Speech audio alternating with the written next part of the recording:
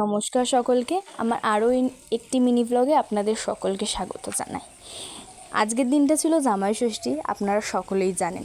সকলকে জামাই ষষ্ঠীর অনেক অনেক শুভেচ্ছা। প্রত্যেকটা জামাই শাশুড়ির বন্ধন যেন সব সময় এরকম থাকে। আজকের দিনটা একটা মজার ঘটনা, গল্পটা বলি তাহলে। এবারে রাহুল আর আমি মিলে সিদ্ধান্ত নিয়েছিলাম যে আমরা ওই বাড়ি যেতে পারবো না, মানে কলকাতার বাড়িতে। কারণ এবার রাহুলের কাজের প্রেশারটা এতটাই ছিল যে ও কোনোভাবেই ছুটি পাচ্ছিল না। অনেক চেষ্টা করা হয়েছিল ছুটির, কিন্তু হচ্ছিল না। তো খুবই দুঃখের সমেত বাবাকে ফোন করে কথাটা জানিয়েছিলাম যে বাবা এবার যাওয়া হবে না, নেক্সট বার জামাই ষষ্ঠী সেলিব্রেট করব। তো বাবা শোনা মাত্রই বলল ঠিক আছে, আমি দেখছি।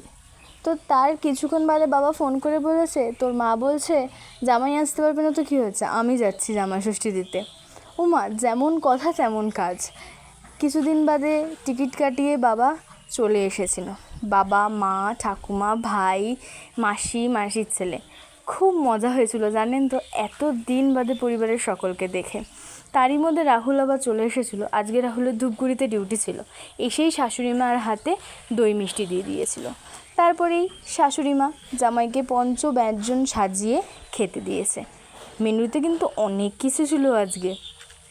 যাই হোক, আজকে তো সব জামাইদের দিন, জামাইরা আজকে বেশ আনন্দ করবে।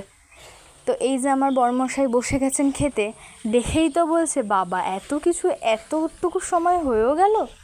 যে হ্যাঁ, তারপরে আমাদের নিয়ম অনুযায়ী বিয়নের নিয়মটা করে নিচ্ছিল সবাই।